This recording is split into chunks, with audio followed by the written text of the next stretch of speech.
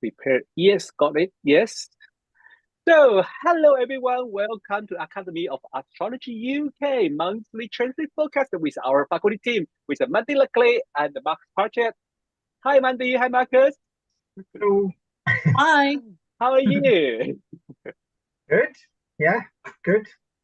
Yeah, you look like a eight.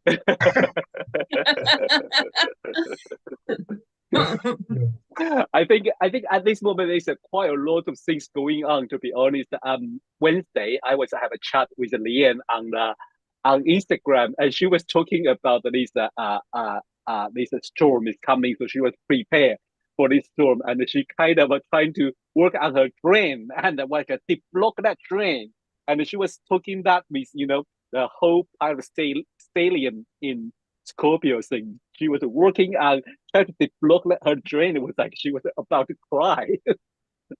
That was like a pretty intense, to be honest. And I was like, yeah, with the whole that stadium in Scorpio, that usually, make people feel like, ooh, Yeah, I can yeah, see that. I'm just thinking, I'm just gonna grab some earphones, Rob, because I've got an okay, external microphone today, so I don't want to get any feedback for our listeners. sure, So no problem, one no second. problem. But Yeah, that would totally fit our theme then.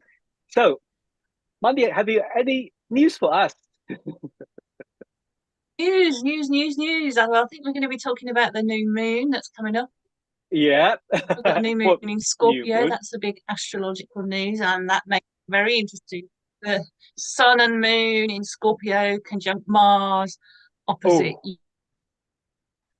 yeah, I Uranus. I mean, that's quite I an explosive really, combination potentially, and it's very yeah, intense. Also, I agree. yeah, I so agree. we've When I got that coming up. Yeah, So yeah. yeah, where do you want to Oh, um, start? I think that is a very important chart we're going to talk about today. But before that, we have like before new moon, we have two uh the planet changing sign is about the planet. So like Venus going to move into Libra, coming home. That would be lovely because for at this moment, I think before Venus move into Libra, there will be around 10 or 11 days. We don't have any planet in air sign. And you just that is pretty interesting, like communication or talk with that. Somehow, like this afternoon, I was meeting with my team in Taiwan. Just tiny thing. I don't know why I feel like I feel very impatient. Like, now, come on, let's finish this quickly. Ah, yeah. Yeah. Yeah, there's a lot in earth and water at the moment, isn't there? So yeah, it's kind of that can be kind of foggy and a bit heavy. Yeah, So yeah. yeah, definitely. But I think this change is about like also it bring the air into the into our life. But also it's quite interesting because before Venus moved into Libra, it was in Virgo, which is the sign of a no four, right? Venus Yes. four in that place. So how the traditional view about this Venus four in Virgo and then move back home. Well, I mean, obviously Venus in Libra is a lot stronger. So she's in her domicile. So it's kind of Venus's extroverted side, traditionally the masculine side of Venus. But it's always interesting to me, just a little side, but the two places where Venus is strongest are the Taurus and Libra are not Mhm. emotional signs. Ah, They're non-emotional. So air is very rational and logical, and earth is very practical. So, but she's moving into her logical sign of Libra, which is all about balance. So, having been in Virgo, which is where Venus will sort of criticize everything to bits, including herself, she goes into Libra, where there's a lot more emphasis on fairness and parity. So that's usually quite good for diplomacy and for mm, if there are any disputes going on, for sort of potentially finding a little bit more common ground in those disputes. Although it's interesting because when Venus is in Libra this time, she's not making any contact with with Mars in Scorpio, and she sort of makes very indirect contact with Saturn in Pisces. I mean, in modern astrology, we'd say the signs are in conjunct, and traditionally they'd say they're in conjunct as well, but they do have a connection in traditional astrology through a hidden aspect called the Antisia, Pisces and Libra. So Venus can slightly influence Saturn through Libra. And also they'll have what's called a generosity, which is interesting because Venus in Libra is Saturn's exaltation, and Saturn is in Pisces currently, which is Venus's sign of exaltation. So all that to say that when Venus moves out of Virgo into Libra, it might be a good time for sort of renegotiating boundaries that have been crossed, or any border disputes or things like that, that there might be a little bit of palliation, but it kind of won't directly touch any sort of source of conflict. So there's a weird kind of thing where there'll be some extra sort of positive. But so anyway, I don't want to get too much into the mundane sign, but yes, traditionally she's a lot stronger, and it's really good for expressing positive thoughts and intentions, and for sort of making things a bit fairer in general, I'd say. Mandy, what do you think? How do you think about Venus moving to Libra? Yeah, I agree with everything that Mark has said, and thank you for the traditional take on things. My take on it is very similar, all the things that Mark has said, and one of the things, with it only being the only air sign, the only planet in an air sign at the moment, as you said, it's a bit of an outlier. And Venus, the planet of compromise, is in the sign of compromise, of equality, of negotiation, of balance, all those kind of things that Mark has said. And wanting harmony and wanting peace at best. We know in reality that's not always the case, but that's kind of one of the highest sort of expressions of Venus and Libra, and Venus then in Libra. And we need a lot of that in the world at the moment. World events that are going on. We can also think the world events, there's also that personal level of things. So we're very much reflective of, our own thoughts and feelings are very much reflective of what's going on in the world events, and vice versa. And there's a lot of division at the moment. So perhaps it's time to think about, where is division? Where are you taking sides in your life generally? But the thing about Venus, maybe, yes, very strong, 100%, at home, in its own energy, can express itself really easily given the opportunity. It's a very sociable planet, and so is Libra, a very sociable sign. When it's not making any strong aspects, i.e. the Ptolemaic aspects, which is, the conjunctions, the squares, the oppositions, the sextiles, the trines, etc., it's kind of an outlier, and what you translate is what you might call unaspected. So it's an outlier, so it's not making any connections, which means either one or two things. So this is something to look at perhaps in your own world and in your own chart. When a planet is making no aspects, and I'm talking about the new moon chart specifically at the moment, which we'll look at the moment, and there's some really intense astrology going on in the new moon chart coming up. And Venus in Libra is not making any aspects. So that outlier energy either doesn't express itself at all, it kind of gets lost, or it goes over the top and expresses itself. So we can look out for in our own lives, in our relationships as well, because we get relationships, both Venus and Libra is about relationships. We can look at that in the news, but we can look out for it in our own, well, where are we going over the top? You've already alluded to it, Marcus, about setting boundaries. Where are we yielding? Where are we over compromising? Where are we giving ourselves away? Where are we people pleasing? On the other hand, where are we not willing to go into coordinate, into any kind of coord, I suppose, with other people, sort of, thinking of other people's points of view. It's an air sign, thinking of other people's needs. But overall, it's sociable, it's affable, it has the potential to be charming and to bring people together. So that's some of the qualities. And again, you know, we don't spend half an hour talking about Venus in Libra. No, But I think that's it's interesting, Andy. What you said. I've not got much to add at the moment, but I was just thinking. I like what you said about the boundaries, and I was just going to check my app, Astro apps. I can't remember exactly when Saturn goes direct. Saturn is turning. Soon. I think it's It is pretty 4th of soon. November.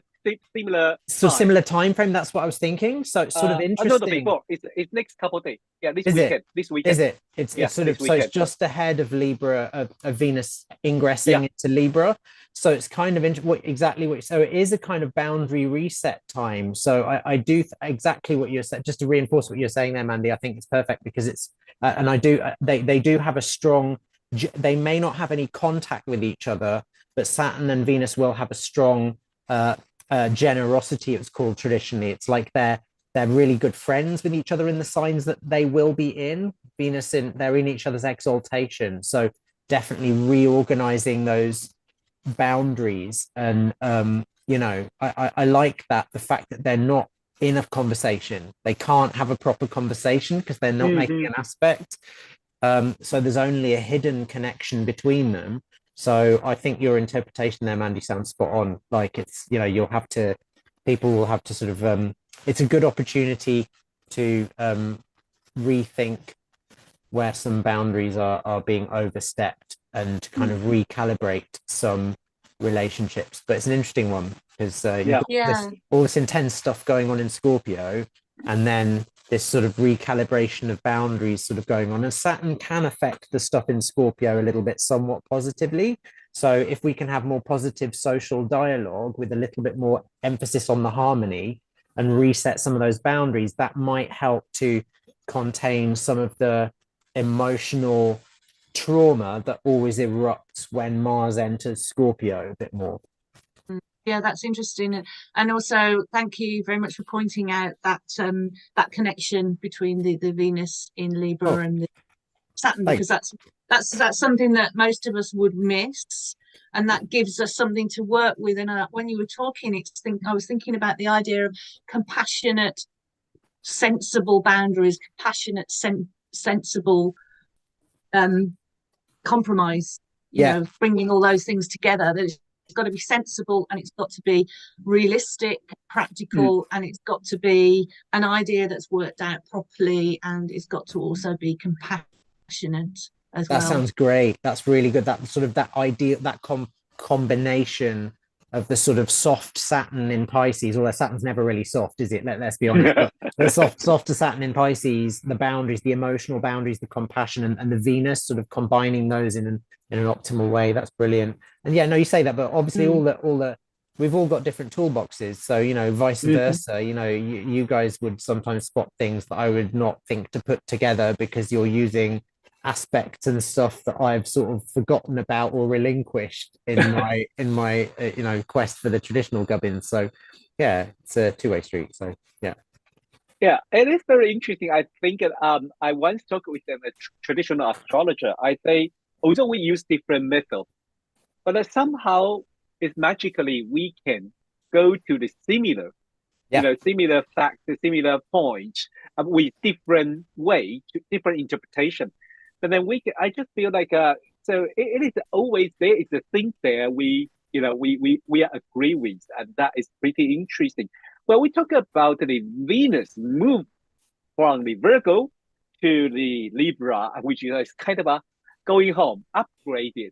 But another way, next Friday, another one. I don't want to say downgrade; it sounds very harsh. Well, but is the Mercury next Friday is moving to Sagittarius, which is not his home. It's not very, not very nice to Mercury, right? But and also Monday, before we start, Monday just mentioned, I can't wait to say that because this started, Monday, we just lost Monday. Okay, I hope Monday will connect back. Well, talking about Mercury runaway. I'm back. I was just having internet connections. That was the perfect metalog, Mandy. Connection issues. I'm back. Yeah, Right. Roger just mentioned that Mercury was going to be losing dignity, and then your like internet cut off, just like total serendipity. Yeah. How could we not love astrology? It is so fun. It comes to life in all the best ways and all the So weirdest ways. I will invite Monday to start with this Mercury in Sagittarius, and because Monday also noticed that the Mercury squared Saturn. Okay. Mercury in Sagittarius. So I have Mercury in Sagittarius in my chart, and I have Mercury in Sagittarius square Saturn in Pisces in my birth chart. And this is the aspect that we're going to have as soon as Mercury goes into Sagittarius. It's going to be making a square to Saturn. So this is something that I have lived with all my life, and it's very interesting. So it's not that Mercury Sagittarius can't communicate, I hope. Otherwise, what am I doing You would here? not be here. Yeah. You have to have a sense of humour with Mercury Sagittarius. You need it.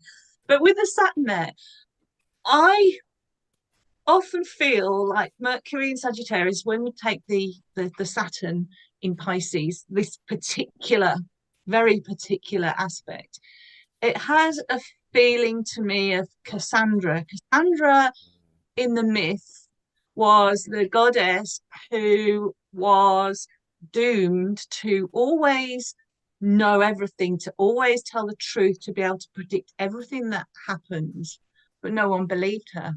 Now, I'm not saying that Mercury in Sagittarius tells lies, but Mercury in Sagittarius does think it knows the right way and the right truth.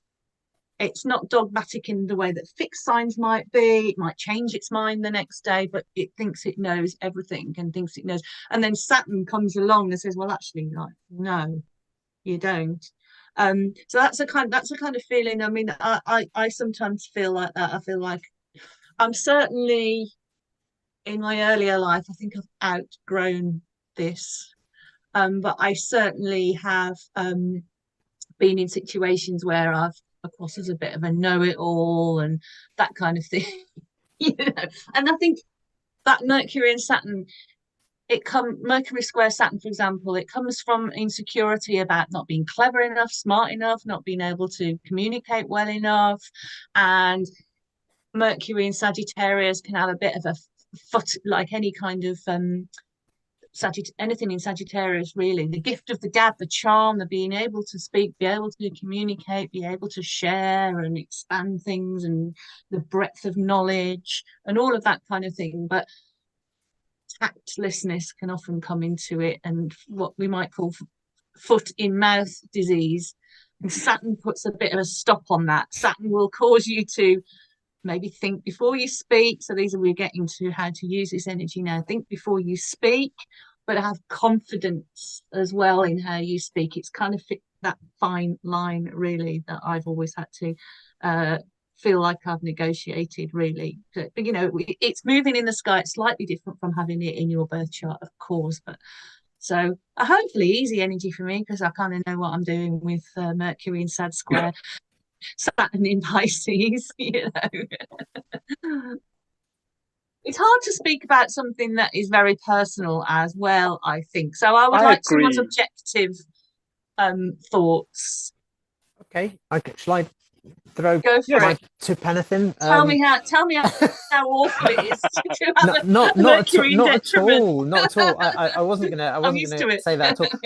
As a Mercury and Aries person, I too frequently suffer from foot in mouth disease. So the Mercury in the fire signs, I think, can occasionally suffer from that. I think firstly, it's in detriment, but then planets in detriment and fall always have some worthwhile attributes. They're not just totally messed up. It's just harder for them to express in those signs. And I think there are differences. I think a planet in its fall is more like somebody who's depressed, like somebody struggling. It's sort of like it's like obscure, or the planet feels weak, and it kind of like it's reacting against that. Whereas a planet in detriment, in my view, can actually be quite powerful. It's just that it will tend to somehow undermine its own agenda. and that can be for the good or the bad. So the thing about Mercury in either of the Jupiter ruled signs, because Pisces traditionally was ruled by Jupiter, modern ruler is Neptune, traditional ruler is Jupiter. In either Sag or Pisces, I think is that they're hello, there we go. We have two here. As we have both represented here today on our little committee. And I think that Mercury in either of those Jupiter ruled signs, if it's sort of its power is that it sees the sort of mutable nature of facts. It can literally connect things, make connections with things that others do not, because Jupiter is a holistic planet. The difficulty with Mercury in any of the Jupiter ruled signs, I think, is like trying to look at a tundra through a microscope. It's using the human mind, which is limited, to try and pass the meaning of life in all of its variations, and just sort of, so it's like looking at this vast landscape through a tiny, but the Mercury in Pisces or Mercury in Sag person knows that. They know that. So they sort of know that they're, so I think it's fascinating because both you, Mandy, and I have Jupiter in Gemini, which is the converse. So I know that your Mercury Saturn is involved in a T-square with your Jupiter, which makes it even more interesting, because it's like there's a interesting generosity between the Jupiter and the Mercury. So I think the Jupiter in the Mercury signs is sort of like losing the wood for the trees, and Mercury in the Jupiter signs is losing the trees for the wood. So sort of like or the other way around. I can't remember, but it's like losing the trees for the wood, I think is probably accurate. Meaning like Mercury in the Jupiter signs might lose sight of detail or particular facts in appreciating all of the connections. So I think Mercury in those signs can be very, very useful in terms of generating ideas and coming up with new connections. It's not so useful like as a data analyst, for example, or as somebody who, but as you say, Mandy, the Saturn connection will tend to, it makes it a bit harder. It means that if you get the facts wrong or misreport something or accident or go off on a tangent, Saturn goes, no, you can't do that. You have to bring it back. So over time, I mean, initially when you're young, I think absolutely true. It sort of manifests as a sort of a fear of getting the facts wrong and kind of like get it feeling a bit like, inadequate and maybe overdoing the Mercury, or then feeling more of the Saturn. But then as you get older, you actually get more, you learn to communicate in a way that respects both of those things, so that respects your need for more abstraction and connectivity in how you think and communicate, while also making things more linear. So I know you personally writing blogs on astrology, for example, an excellent blog, and like producing articles, so abstract subjects that connect multiple different things, but doing it in a structured way. And in the world, so this aspect in the world, it's only a brief one, but I think Mercury going into Sagittarius, that square to Saturn, it might produce externally things in the world like communications disruptions, also a few travel disruptions, that kind of usual Mercury Saturn stuff.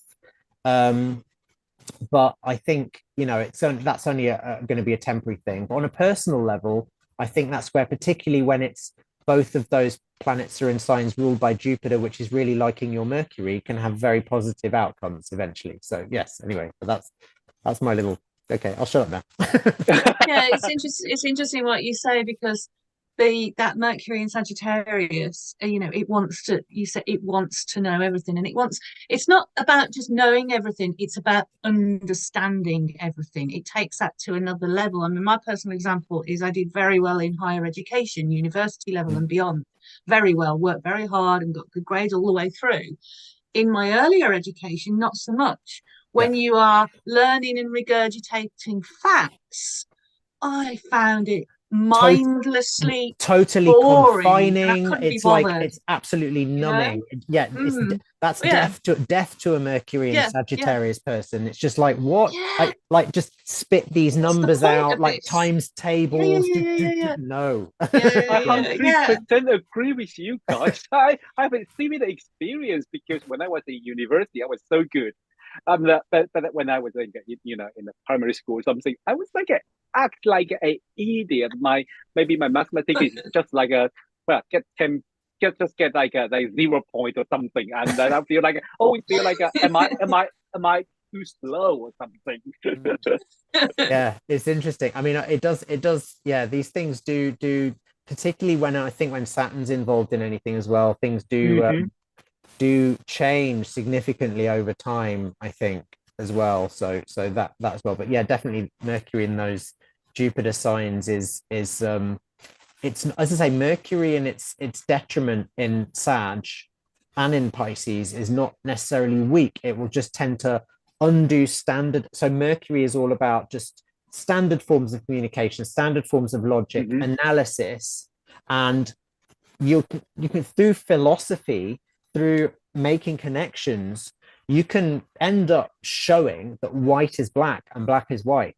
And that doesn't mean it's like incorrect. Actually, Mercury in those signs is like, no, that's not incorrect. That could actually be true. They can see that any of the human level facts are in fact all relative, which obviously drives your dignified Mercury people completely bonkers. You know, like your Mercury and Virgo types are just like, what are you talking about? So I kind of love it. I mean, like there's a little chaos, Uranus rising chaos engine that I am. I kind of love it. So yeah.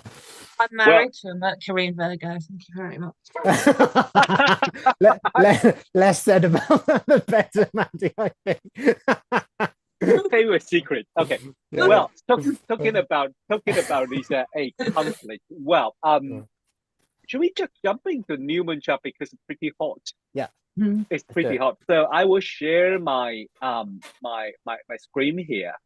So this new moon is on the 13th of November.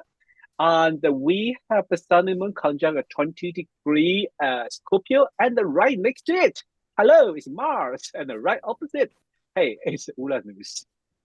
Not fun, to be honest. Yes, Marcus, I see Marcus' face. Well, so it is, and then later, I think Mandy will share with you some of her observation. But Mandy, well, how about Mandy? Well, let's start from you then. I think you have a very quick, because you're talking about that Venus be kind of outliner, outsider in this chart because there's no traditional thing to link with it. Yeah, I mean, in this chart that we've got up here, it's actually showing an out of sign trine with Pluto. Yeah, I mean, I wouldn't probably count that, to be honest. It's why. That was quite far. Yes, quite far. Yeah, but you know, it is kind of, but it's got a semi-square into the new moon we can see here on the chart. So there is an aspect, but it's not what we would call a major aspect. So it's kind of unaspected. It's also got a sesquiquadrate, which is incredibly intense aspect with Uranus there as well when we look at this chart. So there is a lot of that, you know. I've talked about it being an outlier, and I stand by that. It is an outlier in this chart, you know, it's by simple of not having any strong aspects, major aspects, and also the only planet in the air sign. I mean, we've got the South Node in Libra, but that's not a planet, that is a sort of hypothetical point. And so we've already really talked about, I think, at length, how we can potentially use that Venus in Libra. But when we look at the new moon is in Scorpio. You can see that in house 11 in the chart, sun and moon exact in Scorpio, conjunct Mars in Scorpio. And we know Mars, we've talked in other videos that Mars in Scorpio is a very strong sign for Mars. Now, Scorpio is a very weak sign. Well, the moon is potentially weakened in Scorpio, and I'm sure Marcus will share some valuable insights on that. But generally speaking, with this culmination of planets in Scorpio, personal planets really in Scorpio, so its intensity, I think, is probably the key word. It's intensity, it's emotional intensity. We've been talking about the water signs. We've got Saturn in a water sign as well. So it's really intense emotional power. There's a lot of emotional power behind this new moon. And remember, the new moon is the beginning of the lunar cycle. So it kind of sets the tone. It's the dark of the moon. So we don't really know exactly how it's going to manifest. There are things we can't see. But really, I think there is a fear overall of losing control. It can be associated with obsessions, fixations emotionally. It's a very penetrating energy. It can penetrate into, I think we mentioned earlier on about traumas. Traumas can come up to the surface as the new moon energies kind of play themselves out. And it kind of perhaps highlights our vulnerabilities, our emotional vulnerabilities, and what we do to defend against those emotional vulnerabilities. Strong desires, particularly with Mars there. The Mars in Scorpio, my take on that is it brings the potential for courage, it brings the potential for endurance as well, if we're looking at the positive potentials of that Mars in this one. But certainly there's passions that need an active channel. It's very much a sign of self-control, Scorpio, but these passions and these desires, they do need an active channel, and potentially, hopefully a healthy active channel. And that's my take on just the Scorpio stuff, and we'll talk obviously about all the other stuff that's going on with that, the Uranus. But I'll let someone else talk about Scorpio as well for their take on it. So, Marcus? Okay. Yeah, no, I agree with all of that, Mandy. I mean, I just wanted to extra thoughts that the Mars is pretty close to the sun. So traditionally Mars would be said to be combust here. Now, combustion is often quite a weakening position because the sun tends to burn up whatever it's close to. But here Mars is in Scorpio, which is traditionally its own sign. So what I think that does is it kind of hides Mars, because traditionally a planet close to the sun, within 8 degrees of the sun, was said to be combust, which means it can't see or be seen. So that Mars in Scorpio is very powerful, but cannot easily see or be seen. It is ruling and dominating this lunation. It's in control of the sun and the moon, and it's opposed to Uranus, this planet that is highly unpredictable and volatile and not controllable. So I kind of think that this is a new moon which is going to bring to the surface more than has already been happening since Mars has entered Scorpio, a lot of buried anger, a lot of emotional trauma for people. I mean, I'm thinking particularly on the mundane level, everything that's been going on in Palestine, and that whole situation has been such a powder keg of trauma. It's just like the ripples have gone out everywhere, like it's so intense. And I think the difficulty with this new moon is going to be the fact that Mars is so powerful and so invisible at the same time. So the only sort of like useful thing I can see directly impacting that is this trine to Neptune. And there is a sextile to Pluto, which isn't particularly helpful here, but the trine to Neptune, I think might be a little something that could potentially be leveraged. So all of this unpredictable, ego-identified, trauma-driven, emotional response stuff that can be triggered during this lunar month the Neptune trining, Neptune is a planet that's associated with sort of dissociation and idealism and fantasy and escapism. So it could all be inflamed by that because people get super idealistic about their what they're feeling strongly about, and then maybe put their feelings into things in a way that could inflame the situation. But I think given it's a trine, there could potentially be some palliation to be sought here through compassion, through visualization, through stuff like meditation, through stuff that is enabling people just to take a more compassionate approach, I think, to things, and particularly to themselves when they feel angry, so because, and I think, this is quite a confrontational, explosive new moon. And Mandy's already talked a lot about the Venus in Libra, which is helping. But I say the problem with that Venus in Libra, yes, it can help the Saturn a little bit, but it's not really touching the Mars. It's not really, it doesn't have anything to hold on to in Scorpio. It can't see Scorpio. Plus, as we go through the month, Venus is, as you mentioned, Mandy, approaching the South Node, which is a point of diminution. So like this sort of like the peaceable diplomatic energy that the month starts with will tend to sort of diminish as the month goes on. So I see the best outcome here is like, because the sextile to Pluto to that sun moon says some of that trauma stuff will get dug up, but even soft aspects from Pluto will tend to bring things up out of the basement that people don't necessarily want to look at.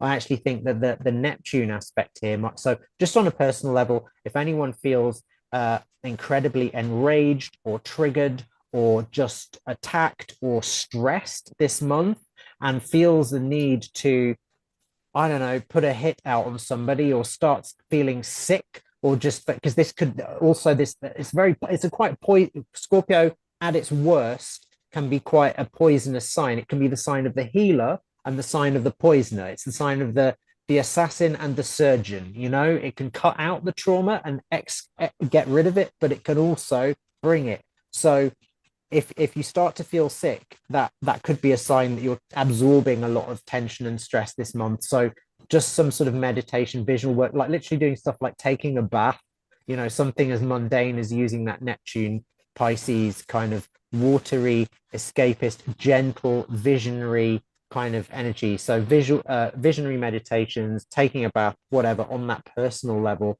I think could really help people process stuff at the time. And my last point, and then I'll shut up. The Lunar Mansion this month was I always like using Chris Warnock's book on the lunar mansions. I don't know if you can see it at the moment. My light is way too bright, but it's really good. And Western lunar mansions, so they'll differ a little bit from the sidereal ones. But this lunar mansion is called the Heart of the Scorpion.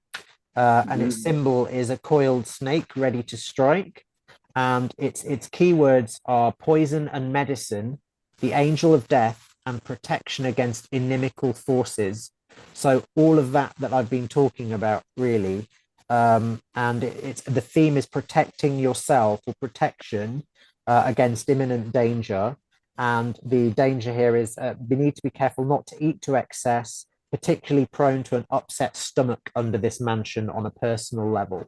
So it's just, I think this is a good month for being aware of like how other people's or yours strong emotions can really destabilize you, and being aware that often that is going to be a triggered response or something that's coming up out of the basement, and that the best antidote to that is probably the medicine of just relaxing and taking it easy and escaping a little bit and de-escalating and getting a bit of a getting a bit of soft focus on everything rather than focusing in on the emotion, if that makes sense.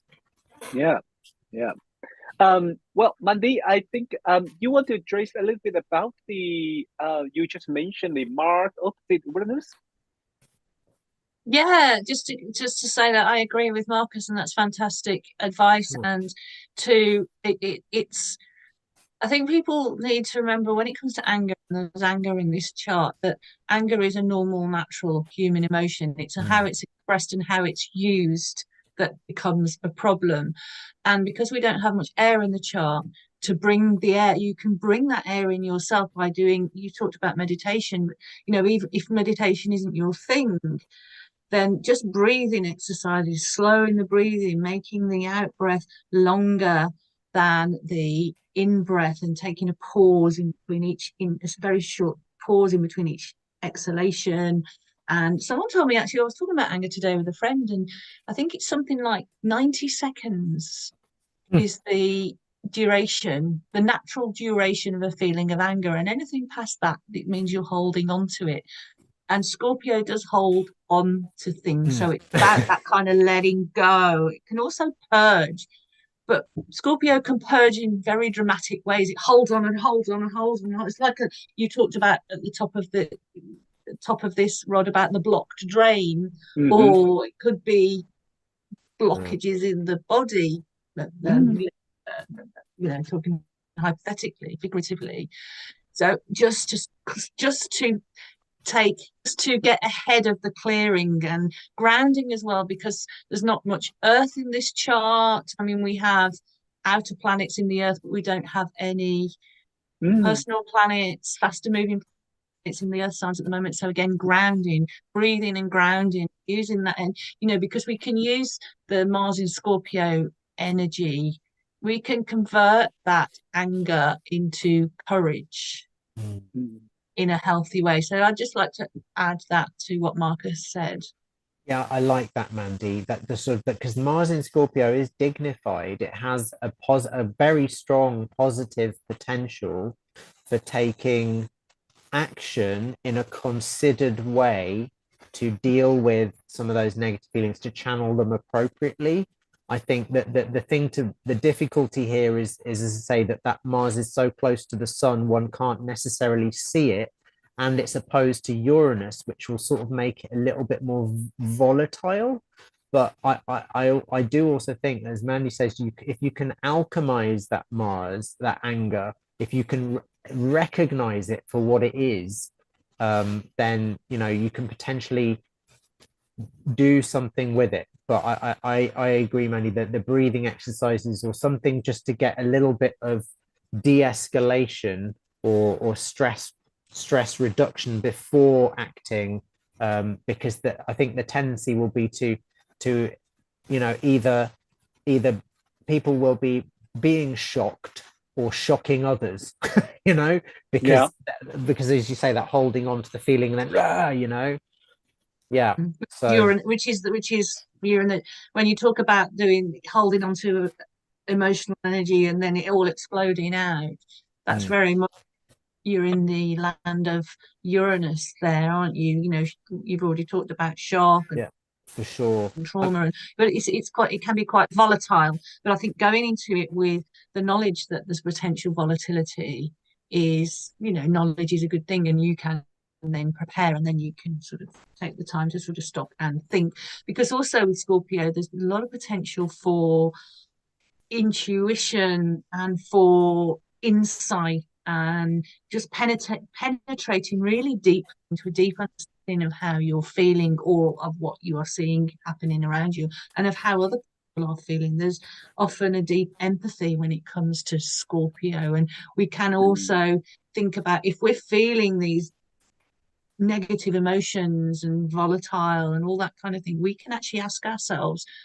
how much of this is me, and how much have I absorbed from the environment or from other people or from relationships? Because Uranus does have the opposition to this new moon, so that brings it into the other person or the other entity or the other whatever, the other side of things. We already talked about, the at the moment there's a footballification of world events, and what I mean by that is kind of people are picking a side. Well, we can pick the side, as you said, Marcus, we can pick the side of compassion, we can pick the side of understanding, we can pick the side of insight instead, and you've got that. Well, and more universal, because I think that the point you made, Mandy, about the emotionality and the compassion of Scorpio, it's a water sign. It's incredibly, all the water signs are very compassionate, they're very empathic. The duality of Scorpio is that empathy can fuel anger,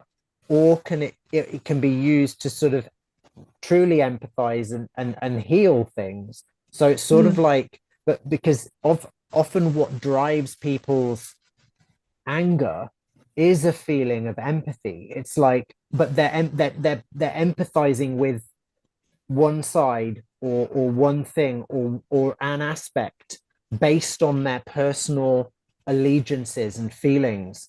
And that's, of course, human. That's totally human. But I think at this time, it's like that is liable just to, it ends up creating more volatility. So it's just being aware of that, and sort of trying to get underneath that, which is really difficult. But I think that the sextile to Pluto, bringing it all to the surface, and the trine to Neptune might in a way help a little bit there. But yeah. I agree. Yeah, it is very interesting because when we talk about this set of aspects when Sun and Moon conjunct Mars and right opposite the Uranus, it's kind of that intensify that just like the very fragile things can nearly down into the the break point or something they couldn't hold it anymore. But I really feel that when you two mentioned about the Neptune, especially with like a meditation phrase work or something, I can feel that there is uh things we can choose if we Mm. choose to do it that way. And when we see this in the recent mountain level, the conflict in either in Gaza and also maybe in Ukraine. Mm. There is also always like you say beautifully says about we don't need to choose either side. We choose for the compassion and be a human being. And that Neptune is kind of asking us because one of the key word of Neptune is transcend, is bring to another layer or different level to see Yeah. things. And that Neptune beautifully can maybe over that idea. I don't know when are we going to learn that, but As a it's just species, yeah, I don't know, Rod. It's so difficult because I think even us talking about this, there might be people in the audience who have family members or agreed. friends in, you know what I mean, or what, and they Yeah, might be triggered by even us talking about it because there's like it's so this goes so deep. So yes, it's but yeah, absolutely. I mean, that's the hope for the species as a whole. What we need to do is do that. yeah, And that is always the deep lesson of Scorpio. It's why it's such a freaking difficult sign. I think. yeah, But yeah, indeed. Yeah. Well, Mandy, do you want to add anything in before we finish? No, I think we've said it all. Okay. Yeah, Yeah. well, we've never said it all, but Yeah. I think I Well, think we've covered most of it, and I hope this has been useful to people watching, and I hope it hasn't upset or yeah, triggered anyone because we always do try to make these videos as helpful as yeah. we talk about the Hmm. astrology, and then but we always try Yeah, and make it helpful yeah, yeah, to everyone. yeah. Thank I know it's very difficult because even in my mountain astrology group, there is somehow, some people will get just being wired up by people didn't condemn one side or mm, something. And that is, I totally, it's like, exactly like a marketplace, it's like, yeah, we don't understand their feelings. So, there is things like that. And um, I don't want to show the chart because I think it's not necessary because it would be just because I showed the chart to Monday before we started. If we draw the chart in Israel or Gaza area, that Mars, Sun, Moon, Uranus is all around that angular. area. Angular, MCIC, MC. Sun, Moon, Mars is on MC, and Uranus on It IC. had to be. I mean, that totally makes sense. It's like it's Yeah, because it's such an emotional flashpoint for the rest of the world. In addition, obviously, indeed. it's literally a war zone right now. So Yeah, yeah, yeah. it's a big thing. So I mean, the point of this is we're not saying to anyone you need to feel this way or that way about Mm-hmm. it. Mm-hmm. Everyone will have their own feelings. That's their right. It's just, I guess, on a personal level as well as a collective level, being aware when one is triggered, um, Mm-hmm. and sort of like because at the moment it's quite difficult to get a handle Definitely. on the anger. So yeah. Yeah. And also, I want to remind everyone that next week, next Friday, well, our Mountain Astrology discussion will totally dedicate to recent events. So we have me, Lian, and Fernando, and Luisa, and Grace will bring some interesting topic related to China. Because last week, one of their experiments just died, suddenly passed away after he had now the power. So yeah, that is something also quite hidden, quite Scorpio Interesting. hidden there. Yeah, very Yeah. interesting. And then this Mars moon, new moon and Mars is at this moment is right on China's natal chart, MC. So, Oh, mm, Oh, it will be interesting. And we have some new guests maybe going to join us to talk about the Palestine and the Gaza area. But nevertheless, I want to mention again, in December, we have our first online conference. Sorry, commercial time. we have our first conference, and on the I think the Monday is going to talk about the minus aspect, and Marcus, I forget. Herbs and astrology, I think it is. It's like yeah, astro apothecary. Yeah. Lovely. Yeah. So if you want to join us, please let me know. There's an email here. And if you haven't enrolled, come on, send me an email. We will help you. So, well, thanks everyone. Thank you, especially Mandy and Marcus joined us today. Talk about this month's transit. It's pretty intense, but I really feel when Marcus and Mandy talking about it, I already feel, oh, that's why I'm doing this, because I want to share very tiny personal experience. I was studying classic music when I was a teenager in the high school. And then when I went to university, was totally focused on university, so I totally forget about my classic music thing. And I hardly listen classic music for last 20 years. I don't know why. And so interesting. I have the Neptune right on my MC at this moment. A couple of days ago, maybe last week, because all these kind of intense things, I don't want to watch YouTube. I don't want to watch news. I don't want to read news. I just need somewhere to escape. And guess what? I turn on the classic music. Oh my God, my teenager's memories come back, and I was escaped. When I listen to music, I was totally escaped. Not only the beauty of music, also my memory, And that was really, even today, before we start, I was listening another piano concerto. I was like, how could I forget all these beautiful things? Oh, that's great. That is beautiful. That's really good. Okay, well, thanks everyone, and see you at our conference. Also, see you next Friday. Bye. Everyone. Bye.